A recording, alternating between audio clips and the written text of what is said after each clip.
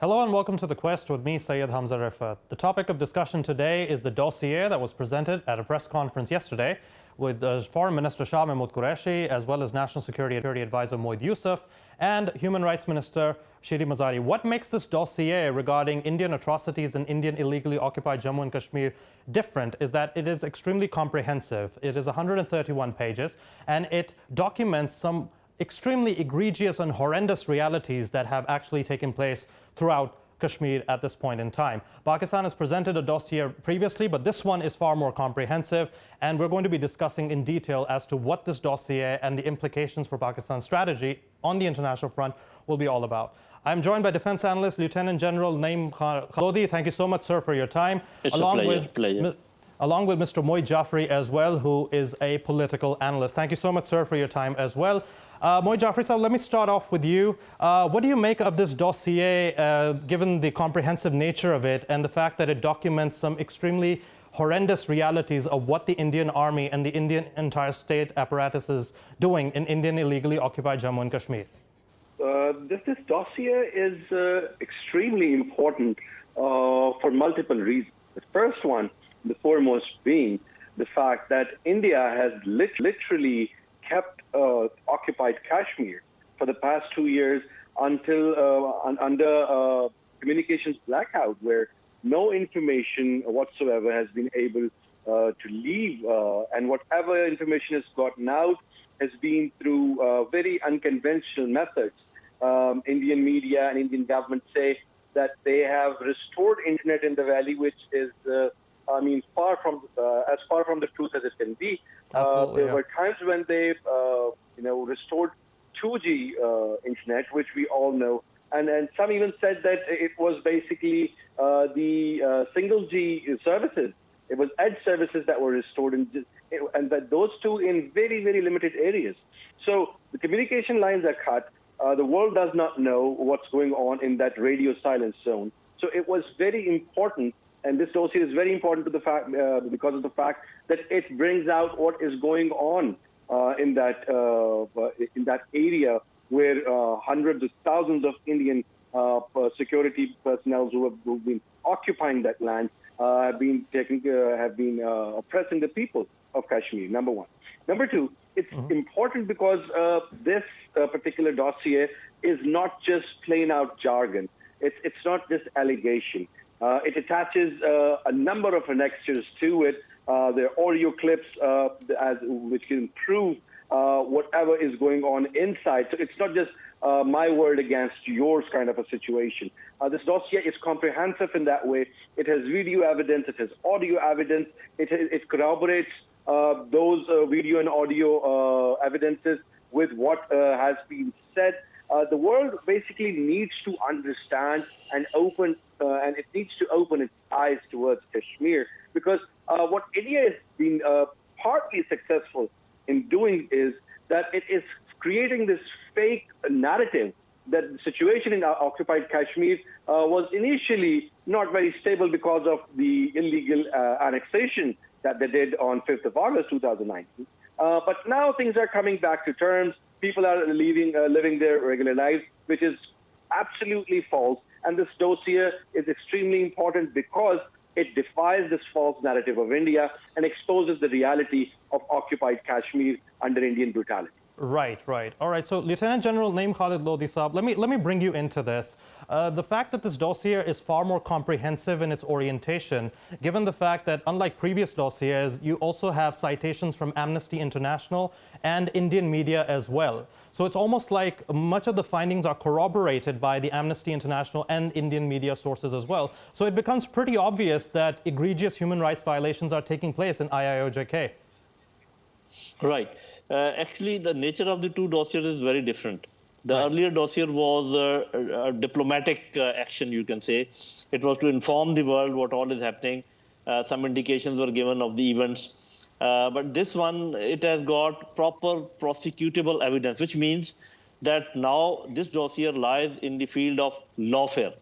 So there's a difference between diplomatic efforts and lawfare efforts. So we are into a different field this time. You have audio clips, as you said, you have video clips and corroborating evidence. So this is a verifiable events dossier. It can be taken to international court or human rights platforms.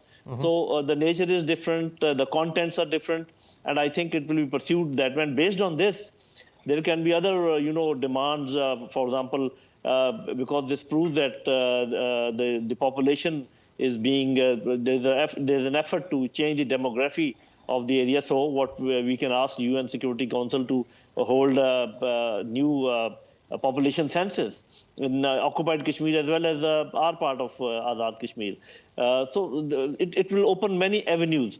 Now it all depends on how do we use this information, how effectively we take it to various platforms at the international level and at all the important capitals. I think the effort is tremendous. It is a different direction altogether, but it also requires a lot of follow-up. Having said all this, I keep on saying on all the TV programs that just the diplomatic efforts and even lawfare efforts will not make the world conscious, get up from the slumber, as we keep on asking, when will they wake up to the realities? Because there are so many other factors that we understand. I think now the Kashmiris will have some inspiration, whatever has happened elsewhere in the world, and they will, also have some more vigor in their efforts. But this dossier will go a long way to help them from our side and from the side of the world. All right, Moy Jafri Saab, let me just bring you in here because Human Rights Minister Shiri Mazari absolutely lambasted the international community for their inaction regarding, incontrovertible evidence of Indian human rights violations in IIOJK. Now, given the fact that you're a political activist yourself, do you think that this in general has resulted in complete silence from the international community, and why do you think that's the case? Well, that's a very complicated problem, and it's actually very disappointing and sad. Very sad, yeah. The world, the international community, international forums, they've been found wanting when it comes to not just action. I mean, talking about action is like way far off. Even in their condemnations, even language in which they talk about Kashmir, it's extremely disappointing for multiple reasons. We see the double standards of the world. We see the double standards of the West, especially when it comes to Washington. They've been absolutely criminally silent over all of this. They're very fond of talking about the China's Xinjiang province and highlighting those the supposed made-up brutalities against Muslims for some odd reason. But when it comes to Kashmir, which is an open and shut case, they've had their lips tied, and they resort, even when it comes to the United Nations, you hear that all too familiar jargon of monitoring closely, expressing deep concern, all these words that we are now tired of hearing, and the Kashmiris, to be honest, are tired of hearing, because they offer everything short of help. And this is basically a situation where the world is either under the pressure of, as we all know, that India is a population of over 1 billion. It's been said, N times, how being a big market, people do not want to, create a rift between India and them, and therefore they are not very vocal about it. But the problem is the issue now is far beyond just being vocal. It is, definitely. Lieutenant General Naeem Khalid Lodhi Saab, now the dossier also speaks about Indian state-sponsored terrorism, and if you take a look at the dossier in detail, it also speaks about the nexus between the research and analysis wing and ISIS groups, ISIS-affiliated groups, both in Afghanistan and a few cells within Pakistan as well. So it's almost like this dossier is about Indian state designs and BJP's expansionist agenda, which involves bleeding Pakistan, God forbid, to death because of terrorist groups. So again, it's state-sponsored terrorism. This should also be picked up by the international community, don't you think? I think it should be, because ISIL or ISIK or Daesh, they are not only threats for Pakistan alone. they are threat for the peace of the world at large. Yes. That we all understand. But the basic things about international relations that we must understand is that the world does not move on justice or ethics or goodwill or things like that. It is all regarding interest, and we know that India is a very large market, and a lot many countries, they have their political interest and economic interest linked with that. But having said that, also we need to review our entire strategy, our own strategy, Pakistan strategy and Kashmiri strategy, I think. As I said, that diplomacy alone, even lawfare alone, will not get you anywhere. If the actions of Indians are any indicators, they have acted in the political field, they have acted in the diplomatic field, they have acted in the military field. Yes. And diplomatic, we all understand that they are trying to, block us wherever it is possible, and they are trying to rake up their own narrative wherever it is possible. Politically, what they have done is that they have abrogated 370, 35A. They have nearly thrown Simla agreement out, and they have even, in a way, violated the United Nations Security Council, resolutions, and militarily that they have brought in such a large force in occupied Jammu and Kashmir, tilting the balance of forces in this region, and also, putting the entire people under a sort of siege and blackout, as we said. So we are only working. And also, that what Kulbhushan was doing with us, whatever was happening to us from the western border, yes, from Afghanistan, Balochistan, and all that.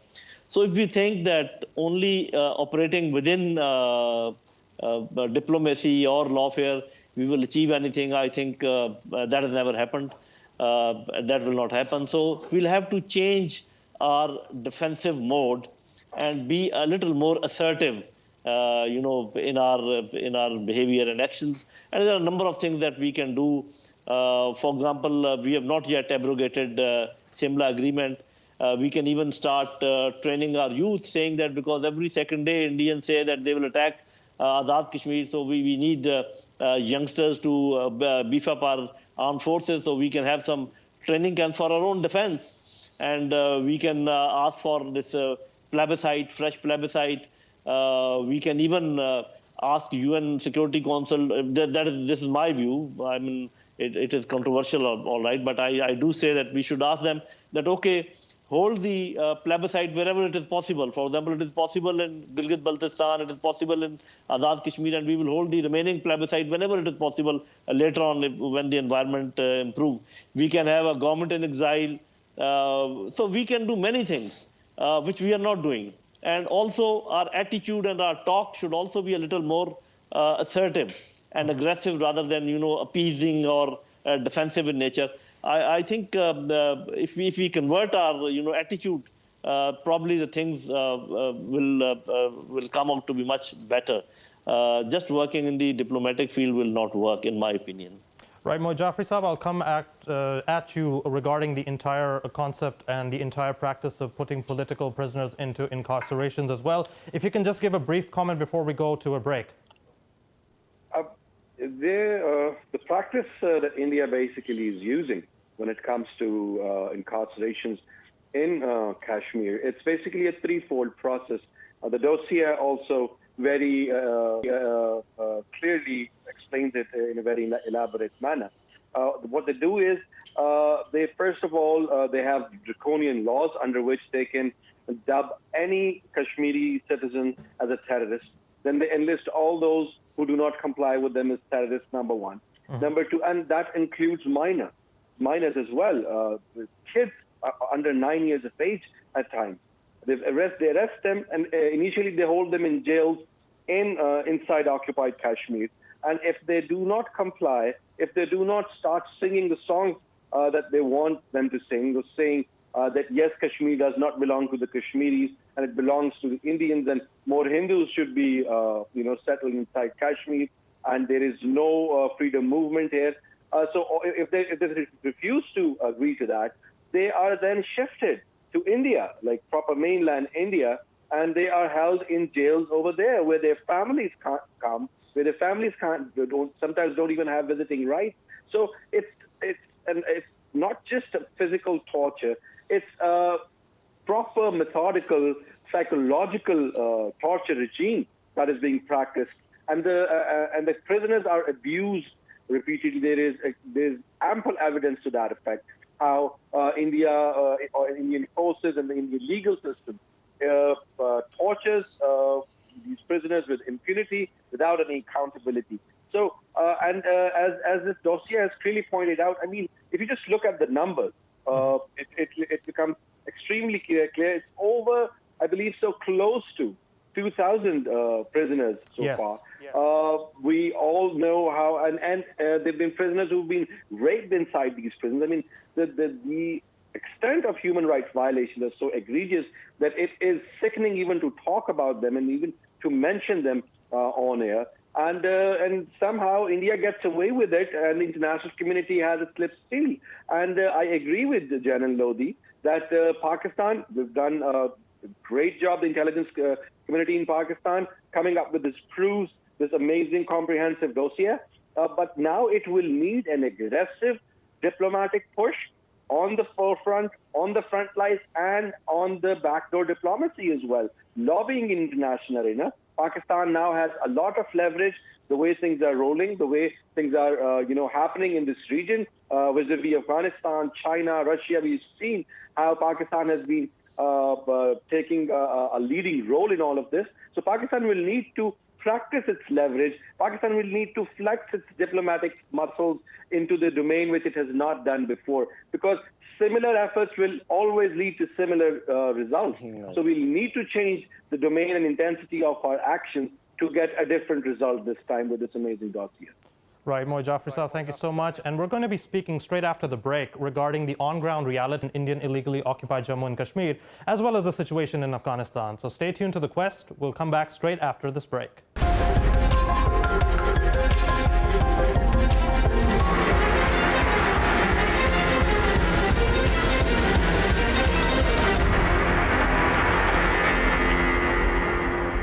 Welcome back. We were discussing the comprehensive dossier that was presented by the Pakistani state regarding Indian illegally occupied Jammu and Kashmir and the egregious human rights violations which are continuing unabated over there. I'm joined by Qamar Chima. He's a political analyst and as well as a commentator. Qamar, the state of apartheid in South Africa, which was there, prior to 1994, that resulted in segregation based on caste, creed, and as well as based on color.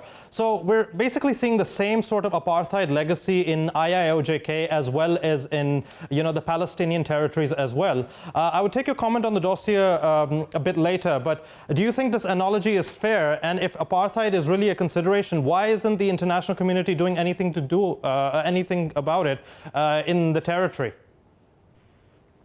Well, Hamza, your analogy is absolutely right, but the only problem is that the people in Kashmir are the Muslims. So obviously the global audience is not going to recognize, and they are not going to take this analogy as we really want this should be taken.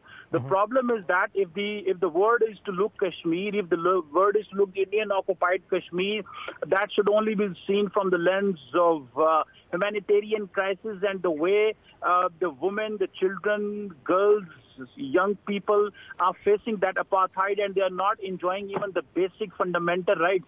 So unfortunately, they are attached with Pakistan. Unfortunately, had they not been attached with Pakistan, had they not been Muslims, they would have been treated completely in a different way, and the global conscious and the global humanitarian platforms, global media, international community would have taken and treated them completely differently. So that is why I have been time and again saying, along with you people, that the world must recognize this Kashmir issue and the plight of the Kashmiris from the lens of a humanitarian crisis. Do not treat them as second-grade global citizens because they are Muslims. They are human, they are people, they are just as human as everybody is there in this global community. The problem is we have to make sure that the international community, particularly the UN Charter, particularly the international humanitarian law, the Universal Declaration of Human Rights 1948, yes, they should consider that the Muslims of Kashmir are human beings as well, a part of being the Muslims. Right. So, Moy Jaffrey, if I can come back to you, and if we take a look at the on-ground situation in IIOJK at this point in time, there's a communication blackout, blatant human rights violations are actually taking place. There's no way to actually verify information beyond independent sources in general. So just give us a clear picture as to what exactly is going on and how this would aid Pakistan's diplomatic efforts to put India on the back foot. Hamza, the situation in IOJK right now, because we cover this extensively, and I've been in touch with people on the ground, especially people who have family there. The situation is absolutely dire on the ground. I mean, even if you look at the numbers that came out of this dossier, we see 1,128 perpetrators involved in war crimes. We see 1,785 victims of genocidal acts. We see 485 victims of torture in Indian-occupied Kashmir, 63 victims of sexual violence, and 177 victims of enforced disappearances. Now, India has been very methodical in its oppression and its cruelty in the occupied valley. Basically, the reason why it has not agreed to a plebiscite is it is methodically, like you pointed out, you were talking earlier about apartheid. It's the method to this madness is they are looking to eliminate through genocidal acts the Muslim population, and at the same time they are taking measures to change the demography of occupied Kashmir, where they are bringing in Hindu Indians who basically would occupy these territories. They would shift the population divide inside the occupied valley. And when the time is right for India and when all the environment is congenial for their own narrative and whatever they want to come out as a result of that plebiscite, when those circumstances are right, that is when they plan to go for the plebiscite. So the Pakistan, like you said, the situation on the ground is number one. Now, we need to understand one small point that I want to make here is that there has been a change in the attitude of the Kashmiris as well. Previously, when Indian-occupied forces used to hunt down and martyr the youth in Kashmir, there used to be massive, funeral processions and protests. But now it has escalated to a point that when they cordon and barricade the areas to hunt down these youth and to martyr them, people of those localities, they come out and they confront these Indian-occupied forces. And there have been multiple instances where there have been clashes between normal civilians, unarmed civilians, with these armed to the tooth occupied forces. But isn't that, Moy Jaffrey, isn't that eerily similar to what has been happening, last month in Palestinian territories, where young Palestinians have been clashing against Israeli forces? Of course. See, the point is that when it gets to a point when the international community, it's like we talk about all these human rights conventions, we talk about international charters, we talk about international law, but when the law fails to provide that protection to the people, what it's supposed to do, then there is no way out other than for people to rebel against it and take matters into their own hands. But that is the sorry state of affairs. When that happens, the oppressing forces tag them and dub them as mechanisms of anarchy and mechanism of violence and terrorism. But the point, what the world needs to understand is that this is not a clash. You cannot say that Kashmiris and Indian forces are clashing.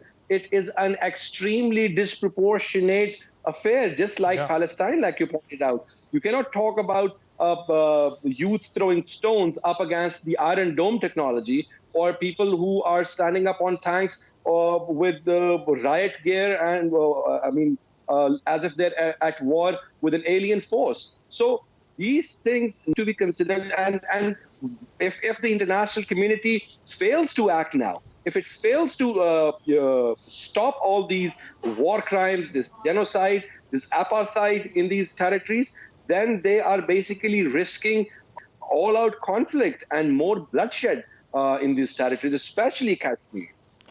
Lieutenant General Naeem Khalid Lodi, you've heard it all. The statistics are there. Pakistan has an extremely strong case. Human rights have been championed all over in major capitals all across the world. So Pakistan basically has a very strong diplomatic case which is to be presented. But earlier you pointed out that we're not really presenting it in the manner in which we're supposed to be. So what do you think, what are the areas that we can actually rectify to try and make sure that the narrative can resonate in major capitals as well as the United Nations? Right. I will just say a sentence or two about apartheid and the Palestine parallel. Sure. Please go ahead. The first is that whereas the apartheid in the IIOJK is very intense, but if you look at the Indian mainland, there also you will see indications of this apartheid against Muslims, against Christians, against Dalits. So it is a far wide and spread phenomena as far as India is concerned. Of course, it is much more and of a very high level as far as Kashmir is concerned. Secondly, there's a difference between Palestine and Kashmir situation. Okay. Palestine are struggling for their separate country, separate homeland, whereas Kashmir is an unfinished agenda of the partition, and Pakistan is a party, and even China is a party. Yes. So whereas all Arabs are supporting Palestine cause, but their own country is not involved in that way. The way we should be involved, the way we are affected, because it is not that we are helping Kashmiris. In my opinion, Kashmiris are helping us because it is our cause, Pakistan cause. Having said that, I would also say that, this lamenting and complaining and, asking the world conscience, appealing to them, this should continue, of course, because it has its effect. I think it should be spread in the civil societies of these countries, because governments they have their interest, but if civil societies put a lot of pressure on their governments, then things can change. So probably our diplomatic efforts must get manifested through media, as we are doing, and through other ways, so that the civil society gets involved of the world. That probably will have quite an effect, in my opinion. But I think along with this lamenting and complaining and appealing, we must review our entire policy, that why it is not working. Because just to give you an example. Yeah, sure. Please go ahead. Whenever Indians felt some pain, only then they came to talk to us. If you take 48, yes, when Kashmiris were history is replete with such examples. Right. And there are so many other, whenever they had certain problems, they came running and let us talk and all that. And the second important thing is that we have never been able to resolve even our smallest issues bilaterally. Always it was with the help of some third party, whether it was Indus Basin Treaty or 65 war or even 71 war or even the latest skirmishes. So if these two things are kept in mind, one, that it cannot be resolved mutually because it is an uneven match. India is a very large country. We are a smaller country. And secondly, Indians have never paid any attention of talking. They've never agreed on talk unless they feel some pain. So I think we need to give them some pain, one.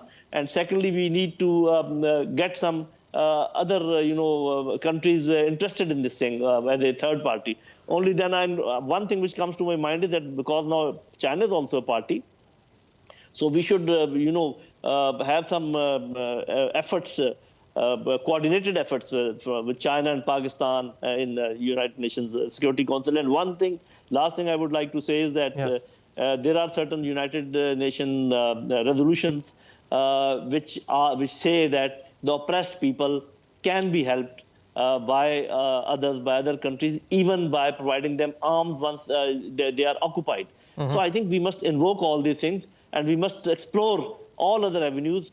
This just complaining and lamenting and appealing and only going in the diplomatic domain will never work. Right, absolutely. And this is precisely the kind of strategy that we basically need to adopt. It has to be a two-front strategy, and a strategy which is more comprehensive and strategic in its outlook, instead of actually complaining and lamenting about what's going on. Qamar, if I can come to you, you've been prominently featuring within Indian channels, and you've been giving your analysis to some of the most hawkish media around. If you take a look at the dossier in general and the citations of the dossier, they've actually quoted Indian media channels as their primary sources as well. So it's almost as if the Indian media is kind of corroborating what Pakistan has been saying all along. Is that really true? Well, obviously, it seems as if since Prime Minister Modi has taken office, it seems that the Indian media, section of Indian media, not all of Indian media, is just an extension of BJP's communication team and BJP's PR team. So some of the sections in the right-wing nationalist media, which is just following right-wing nationalist, Hindi nationalist media, they're just following the Prime Minister Modi's BJP, the team, and above all, some of the section of the Indian English media, they're also following it. So many people, even around the world, are saying it, very equivocally that what it seems is that the Indian media has fallen in Prime Minister Modi's time. It has collapsed in Prime Minister Modi's time. Muzzled out. So the reason behind is the media needs advertisements. The media believes that they should follow the principles which BJP is giving them, and particularly you may have noticed that Muslims are under attack. For example, if Taliban are taking over Afghanistan, they're just trying to connote it, and they're trying to say as it that this is just the original shape of the Muslims. These are the Muslims. This is how the Muslims behave around the world. That is one of the shape of the Muslims. So they are trying to demonize Muslims. If Muslims do not get jabs, if the Muslims, if the COVID virus have spread from some mosque or some place, they call this is a Muslim coronavirus. This is something they relate everything bad with the Muslims. So this is one of the ways where the government says that we are not just we are not saying it, but the media is saying it, and media says it because the BJP pushes them a lot so that they can do it. So in reality, if you just look at where the U.S. State Department has declared that India is a country of particular concern, and the next time the Indian authorities didn't give visas to monitor religious freedom in India. So I think be it media, be it the global think tanks, it seems as if the Indian media is working along with the BJP government because it sells good. In media, we say when it bleeds, it leads. So they want the Muslims to bleed. They're calling, and particularly they call even if there is any genuine movement, Islamic movement, or if there is any genuine political struggle, they will relate it to the terrorism. So the entire freedom struggle in Indian occupied Kashmir has been connoted or has been equated with the terrorism, as if they are all terrorists. But in reality, the world must understand that it is not terrorism. It is about the fighting for the rights in an occupied territory. So I think in reality, nobody buys Indian media. And recently we have seen, particularly in Afghanistan's episode, we have seen that the international media is not buying the conspiracy theories which are coming from the Indian media, and the frustration in Indian media is rising. That's a good point. And that the frustration in Indian media is rising because nobody is buying their ideas. They want to be DW, they want to be the CNN, BBC, or they want to be they want to be France 24 or some other European channels like TRT and the Turkish channel and Russian TV. But this jingoism which is seen among the anchors, the jingoisms which is seen among the editorial team of the electronic media in India is making it sure that nobody is buying what is being sold in India. And above all, many of the global newspapers have made it to the audience that they have taken that the editorial teams in the electronic media they are targeting Muslims deliberately. They're just saying as if what is happening in Afghanistan, that is the real shape of Kamar, they also label them anti-nationals, right? And sometimes they also use these terms such as urban Naxalites as well for people who disagree with the BJP. And if you remember, Amit Shah, the Home Minister, calls them as the termites. Yes. The Muslim, they call them the termites who came from Bangladesh. So, and above all, they are very open in saying that Amit Shah told to the Tripura Chief Minister that there will be a day when we will have a government in Nepal and Sri Lanka because they have a sizable population of Hindus. So in reality, the BJP under Prime Minister Modi believes in an expansionist approach by undermining Muslims, by demonizing Muslims, by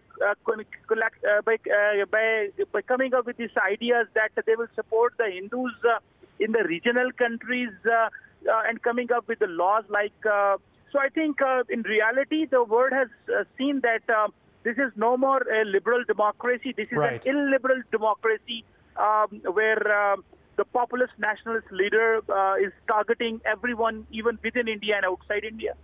Right, right. Now, Moy Jafri, finally and briefly, because you're a political analyst yourself, developments in Afghanistan with the Taliban trying to make sure that their writ of the state is not challenged. We've seen a sweeping victory in Panjshir Valley, and the fact that now they are being recognized as a de facto government in Kabul at this point in time. Qatar's first top diplomat is set to visit Afghanistan soon. There have been talks about extending humanitarian aid to Afghanistan because there's a dire economic crisis. People are literally selling off their belongings to try and make sure that they can earn a decent livelihood. In light of this situation, do you think Afghanistan's overall economic situation will improve with the Taliban firmly in power? It basically depends upon how the international community, how the international leaders act when it comes to Afghanistan. Because for the time being, we are seeing this really confused approach by especially the Western countries. Luckily, we have the regional countries who've taken the lead. Pakistan has taken the lead in sending humanitarian aid. China has pledged $31 million and 3 million vaccines.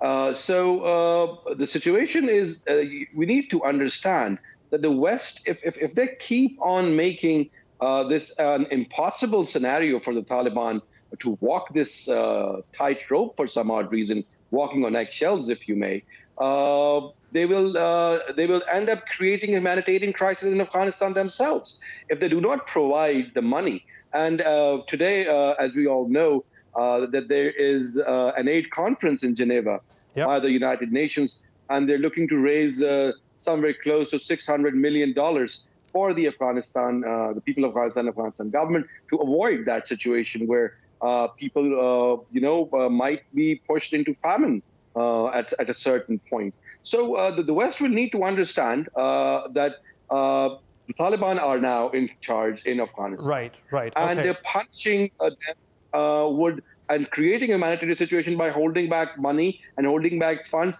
is only going to create a bigger crisis. Right. So, Jafri, Saab, can you just briefly tell us about the situation as far as Afghanistan's humanitarian aid is concerned? Just encapsulate what you just mentioned in just 30 seconds. The situation, as we all know, economy is a function of environment and sentiment, Hamza. As long as the West is going to create this uncertainty where they'd say we won't release the money for the government, where they'd say that there is an economic crisis coming, we are already looking at a situation where salaries of the government employees are not paid. People are holding on to whatever cash they have for their lives. It is already pushing the country towards a crisis. But for that, I believe it won't go, hopefully, because of the intervention. We've seen the foreign ministers of the bordering countries coming together under the chair of Pakistan last week.